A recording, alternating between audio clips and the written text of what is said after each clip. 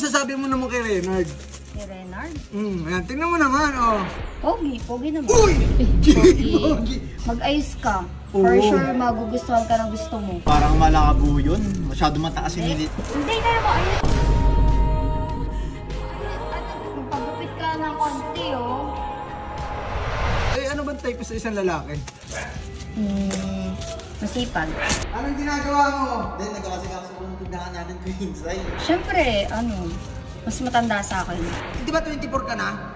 Oo, 24. Oo. Magugustuhan ka ng taong gusto mo kapag mag-ayos ka. Wala naman ako pera pang ayos. Hindi ako na nga bahala, guys. May makeover natin to. Uy, ang si... Kanina pa.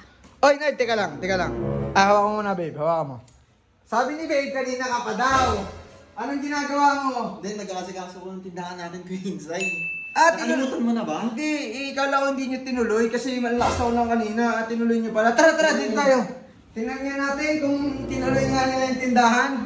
Ayan, uy, ayan na, kompleto na. Ay, wala ko, konti pala yung tinda nila. So guys, yun nga pala, mayroon kaming tindahan dito. Yun yung plano namin kahapon pa. Eh, kanina naman umulan, kaya akala ko hindi na sila tumuloy ng tindahan namin.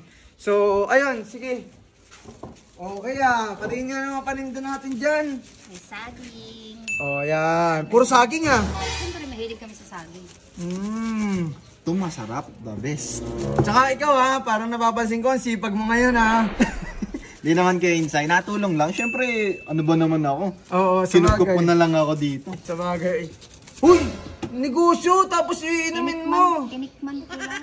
Tinikman. Sa bagay, sige. Pipit. Patingin, titikman natin, guys. Kami natin may sinitimplan. Ang asim! Ulo! Yan. Ay, pero yun nga, may tatanong pala ako sa'yo.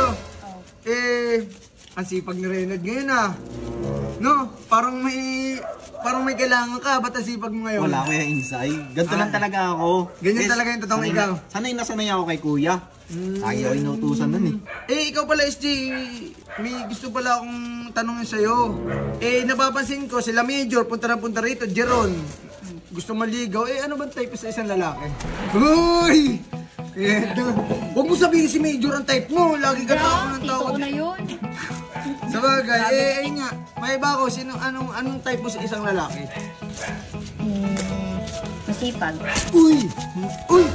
Bumilis ang sipag, bumilis! Ang sipag, talaga. Hindi, tsaka si Renard talaga masipag talaga yan, di ba?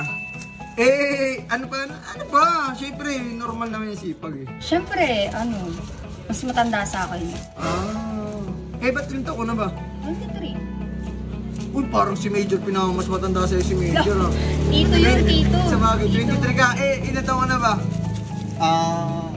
Di ba 24 ka na? Oo, 24. 24 mas matanda sa'yo to. Mas matanda sa'yo to. Yun nga. Ano pa bang mga type mo sa lalaki, yun lang? Ano ba masasabi dito kay Renard? Ano masasabi mo naman kay Renard? Kay Renard? Ayan, tingnan mo naman, Masipag. Masipag. Masipag. Gusto man niya pagiging masipag niya, no? Ano pa? Ano bang tingin mo kay Renard? Mabait yan, lagi kami naglalaro dyan Mabait Pagkakalaro, nag-ML. kami dalawa. Tagabuhat. Ano pa? Ano pang tingin mo kay Renard? Masipag, tapos mabait. Ano pa? Pogi naman. Uy!